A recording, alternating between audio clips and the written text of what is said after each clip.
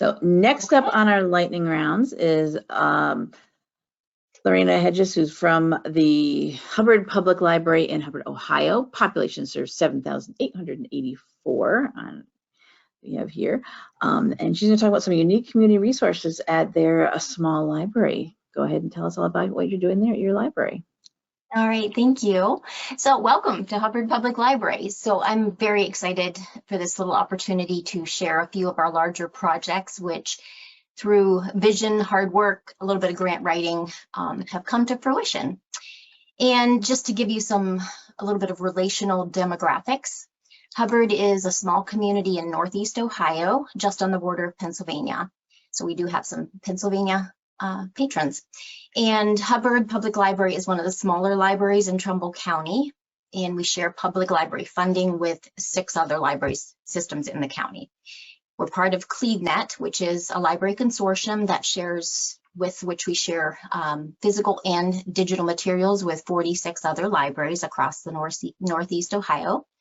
So as you can see, we do have a lot of good collaboration going on, but our community has some needs and visions that cannot necessarily be provided through traditional services and funding, so we have to get creative. Sometimes I think as librarians and in this profession, we think we have to have everything all together before we move forward toward a vision or an initiative. So I'm here to say, like, if you don't take anything else from this little talk, just remember that you dream big, but you can always start small. You don't have to have everything in place before you move forward. So pictured here are 2 of our non-traditional collections. On the left, you see a couple items from what we call our toy lending library. This collection currently includes 188 toys. These are educational items. And we have binders that patrons can browse through that hold information and actual photos of each item so that the patrons' caregivers can look through it and see what's applicable to what they need. So the categories of these toys are dramatic play, manipulative and block play, musical play, cooperative games, smart games, which are kind of more techie toys, outdoor games, and general games. And then, as I said, each item has relational information that parents and caregivers, teachers can check things out according to core competencies or whatever they're trying to teach their children or have fun with their children. I said this collection currently has 188 toys or items in it. Did we begin with that amount? Absolutely not. The idea of this whole collection, it was planted quite a few years ago, actually, but finally took root in 2020. And that happened when one of our wonderful patrons came to us and said she had a little bit of money to donate. And again, did that little bit of money fund the entire collection? No, but it gave us the start of a few toys that then blossomed into what is now a room full of fantastic resources. So I mentioned that this collection actually came to be in 2020. So that means that during the pandemic, when schools were closed and other family engagement entities were closed, the library wasn't even fully opened, we launched this collection in hopes of giving families, caregivers, community people just opportunities for fun and educational resources that other organizations or even the schools weren't able to provide at that time. So now the Toy Lending Library is a thriving collection with every single item regularly circulating. And in 2022, I just have to give a shout out to my children's room team. They won the ALA, Ernest A. DiMattia Jr. Award for Innovation and Services to Community and Profession. And nice. They went to the— Congratulations. Thank you. I have an amazing team across the board here at the library. So they actually went to Washington, D.C. to collect that award. All right, on the right, you see our corner that has what we call our Library of Things. And this collection actually, probably 6 years ago, began with an LSTA summer reading grant with which we purchased some small exercise equipment, which included weights and foot pedalers. The collection grew slowly from there. We didn't have everything in place. from the very beginning. It just grew slowly. So it now includes a lot of things. Solar ovens, one thing, and I could do a whole presentation on just the solar ovens alone, but we'll stop there. We have telescopes, several telescopes, which a neighboring county, Columbiana County, actually, their astronomical society helped us set them up, calibrate them, and so forth, and actually have done some programming for us with the telescopes. We have ukuleles that were donated by an avid ukuleleist in the community, and she also helps us with some classes that she teaches. So there's other things in there. I won't list them all, but some highlights. You can see the traffic cones there. They go out very frequently, a dehydrator, and our tech toys, which includes a large kit that has tablets and, virtual reality equipment and headsets that are borrowed by the school or large groups that want to do group education with the virtual reality, often borrowed by the school district. So again, this collection started small, but grew as we had needs and the financial resources to accommodate. And next you'll see what began our Library Beyond Walls initiative. So with the impact of COVID and other outdoor social initiatives, it became clear that we needed to start offering other resources, taking the library beyond the walls. And our community avidly embraced this. So the story walk pictured here was actually first initiated by just a movable or portable, actually, walk that was constructed of posts and storyboards. And again, this is something we started in 2020 during the pandemic. So those initial posts were just stakes in the ground, and my children's room staff moved and removed them as necessary to accommodate social distancing and the health conscious comfort level of our patrons who were clamoring for programming. This vision of the permanent story walk took hold with the generous help of our friends of the library, some foundation grants, and community supporters, and it became what you see here. So included halfway through the walk are wonderful musical pedal drums. You can see them there in the right-hand picture, those beautiful yellow flowers. They were purchased from a company called Percussion Play, which is a company that is located in the United Kingdom. So the pedal drums and story walk were featured actually on Percussion Play's podcast last year, which I was interviewed for, and discussed all of our outdoor library resources. And so more of our Library Beyond Walls. We have a sensory garden. It sits strategically just outside the children's room. And actually the garden was much of the impetus and the beginning for our vision of including outdoors and nature into library resources and literacy. When I became the director here in 2013, the garden, so-called garden, was a space, but it was very overgrown with no appeal whatsoever, or very little appeal to actually encourage people to go outdoors and enjoy it.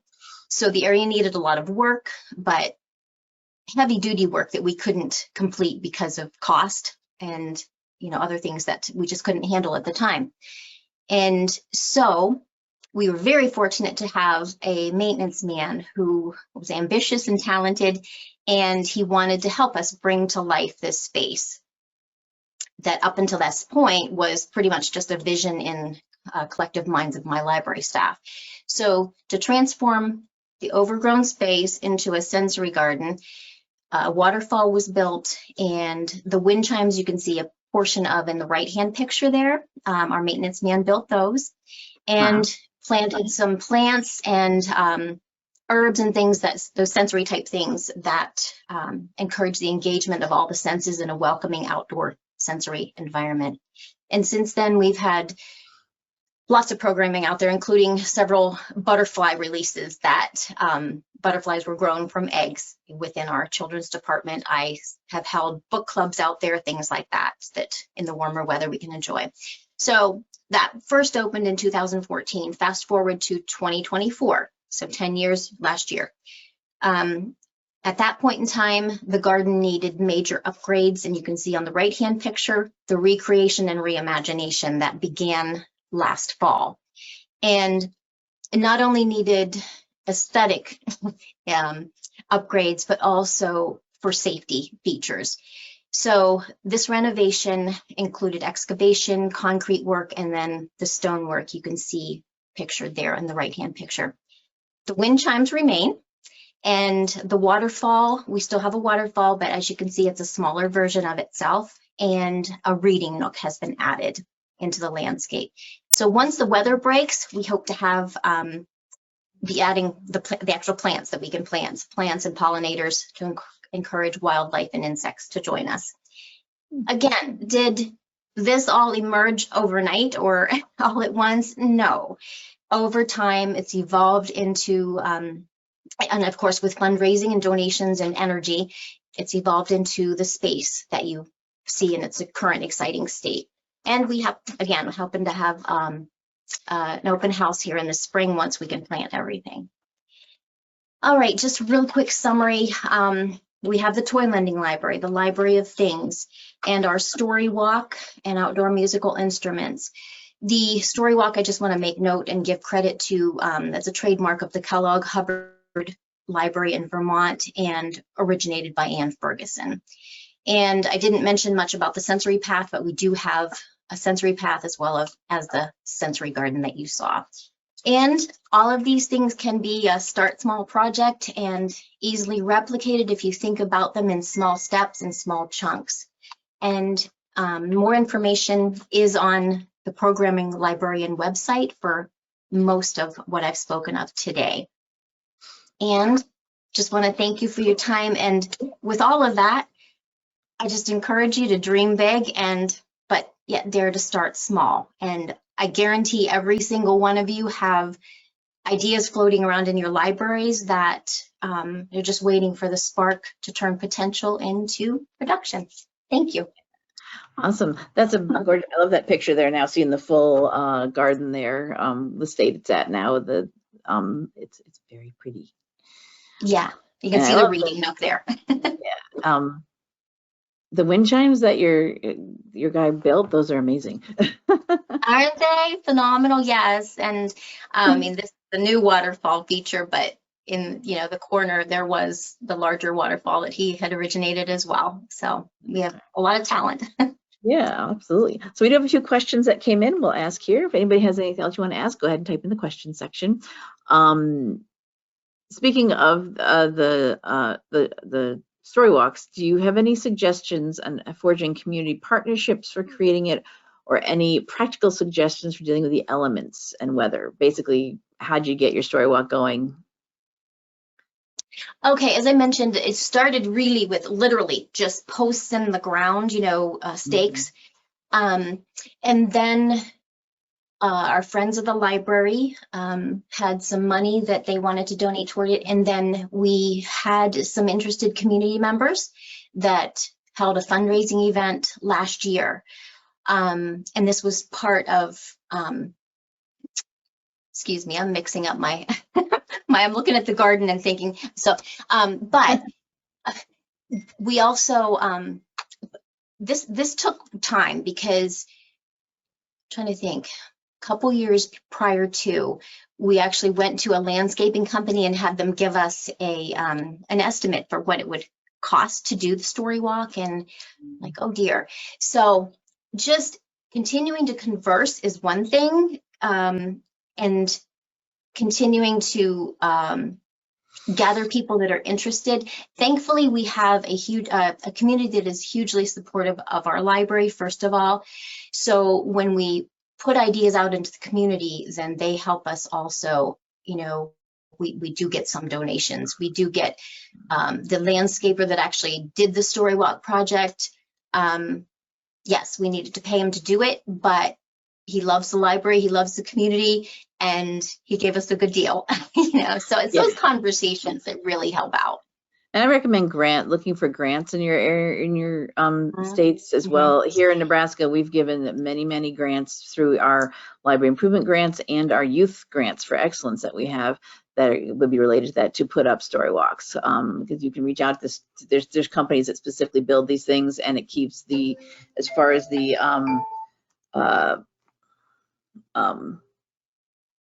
weather is concerned, they're enclosed in, the boxes that have the pages. Okay, I'm sorry, I missed that part of the question too. Yeah, the story posts are constructed in such a way that they are permanent and they are weather resistant. They have, they're made that way. We actually bought them from the company that makes the Storywalk products. Well, that's a cool idea. Someone had an Eagle Scout that installed their Storywalk in partnership with the Parks Department. So the Boy Scouts they have to do community things. Yeah, that's a cool idea. Yeah. We have a lot of questions on your toy lending library. Oh, sorry, go ahead. I was just going to say the grants. So we are in Ohio. So the Ohio Children's Foundation, we've gotten grants from them. We are close to Youngstown, Ohio.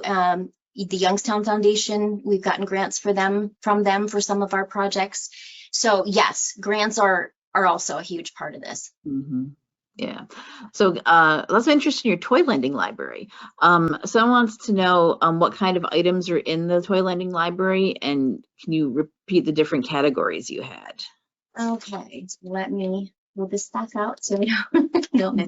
So, I mean, we have, in the picture that was shown, there was a little piano there. We have writing toy, small writing toys, some board games, a tiny playhouse, dollhouse. There's one item that is like a little ice cream shop. So just about anything you can imagine. And Lakeshore is one of the companies we do buy some of these toys from because they're very well made and very sturdy. Yeah, someone just want to know, what do you do? Do you charge if toys get damaged? How is that handled? Yes, we do have in our lending policies the replacement fees. My children's staff are very good at keeping the inventory, and when the toys come back to circulation, there's a process for looking through those toys and making sure that everything is there, all the pieces and parts and so forth. But according to the item, if it's minuscule, no big deal, but certain items, yes, we do have to charge for replacement. The question was the categories. So there's dramatic play, manipulative play, musical play, cooperative games, which are really cool for family or groups, smart games, which that's the category of the more tech type toys, outdoor games, and general games. Okay, great. Thank you so much, Lorena. There's lots of other questions that come in. As I said, don't have time for everything. Link to the library's webpage is on our Big Talk site as well. And I also highly recommend that programming librarian page. That's through ALA. I use that for getting lots of ideas for grant opportunities and for what other libraries are doing. Very, very useful. They have a newsletter you can sign up for and get notified of when they have new things going on there. Yeah. All right. And I'm happy to, after the fact, if anybody wants to contact me or whatever, please feel free to do so. Absolutely. Thank you so much, Lorena. Thank you.